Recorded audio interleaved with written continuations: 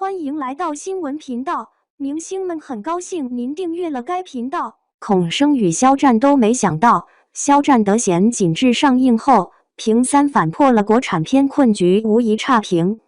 谁也没想到，2025年底的贺岁档，率先引爆话题的会是一部名字听起来有点文绉绉的抗战片。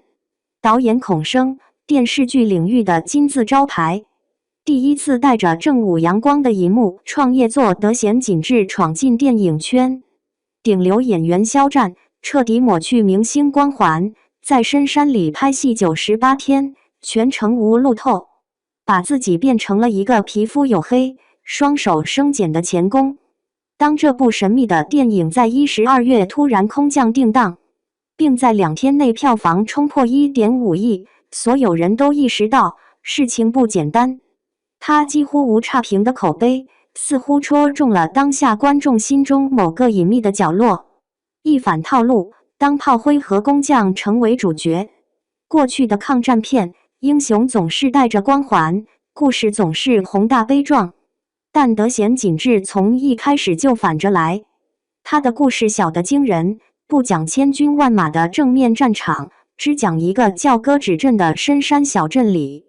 一群逃难百姓的生死存亡。主角莫德贤不是什么将军或战士，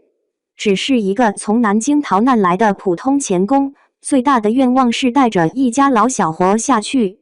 编剧蓝小龙曾写过《我的团长我的团》，这次他笔下的人物依旧鲜活而窝囊。除了莫德贤，还有被大部队遗忘，只想带着弟兄们活命的防空炮常萧衍，有疯疯癫癫的太爷爷，有胆小怕事的村民。他们是一群战争中的小人物，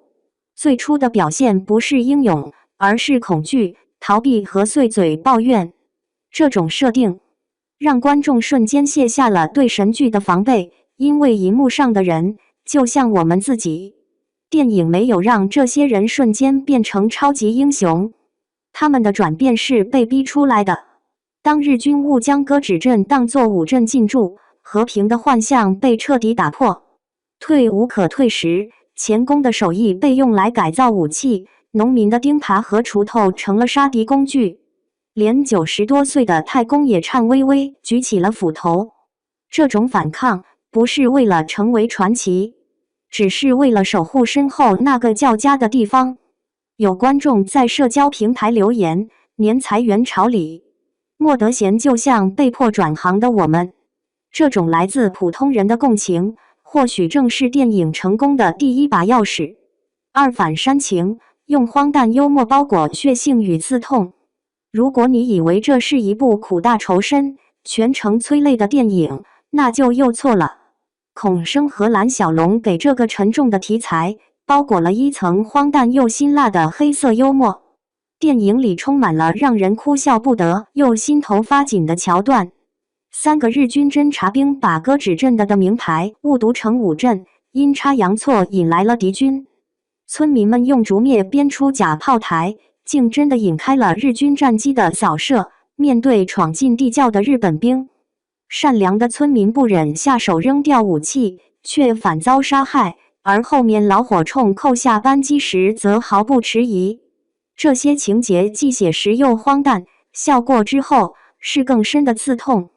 最被观众津津乐道的是一处堪称神来之笔的设计。一个日本兵在地窖口被土枪指着头时，吓得脱口而出“我爱中国”。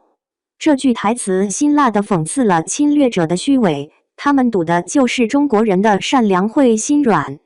这种对人性复杂面的刻画，跳出了非黑即白的简单叙事。影片的视听语言也极其考究，却毫不炫技。正午阳光搭建了真实的歌止镇，猪圈、菜墩、粗制的匕首都充满烟火气，战斗场面冷静克制，空袭炸点扎实逼真。后半段用改造的苏罗通机关炮对战日军坦克，场面不大却观感炸裂。电影的音乐也暗藏深意，一段唢呐引领的送葬曲与抬棺死战的画面交织，被网友称为年度最悲壮镜头。3反流量是紧致的胜利，而非顶流的狂欢。这部电影的宣发方式本身就带着反常规的冒险色彩，它没有漫长的预热，在2025年11月28日清晨，短短15分钟内，预告、海报、定档信息同步突袭发布，打了市场一个措手不及。定档日期选在2026年1月18日，这个春节档前的空窗期，直接与好莱坞大片《沙丘2》形成差异化竞争。更关键的是，影片有意淡化了明星效应。首支预告里，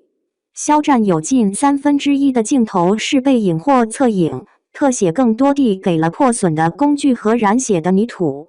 这清晰地传递出一个信号，这是一部以故事和制作为核心的作品。肖战这次的表演被广泛认为是其开刃之作，他为了角色去铁匠铺学打铁，手掌磨出水泡，被戏称为第二层黑皮。他演出了莫德贤从逃难初期的麻木，到拥有孩子后的生机，再到最后被逼反抗的恐惧、纠结与最终觉醒，层次分明。观众评价道，这部电影里，肖战是把他出挑的外表和气质藏得最深、最干净的一次。双引号，这一切都指向了片名中的紧致二字。这既是主角莫德贤刻在竹筒上的工匠落款，也代表了正午阳光团队的创作态度，如工匠般谨慎、敬畏地制造精品。从编剧蓝小龙、摄影指导曾健、美术指导王静到特效团队，都是行业顶尖。他们共同将一个小镇保卫战拍出了厚重的民族气节。影片的结尾没有停留在胜利的欢呼，而是响起了一首熟悉的歌，恭喜恭喜。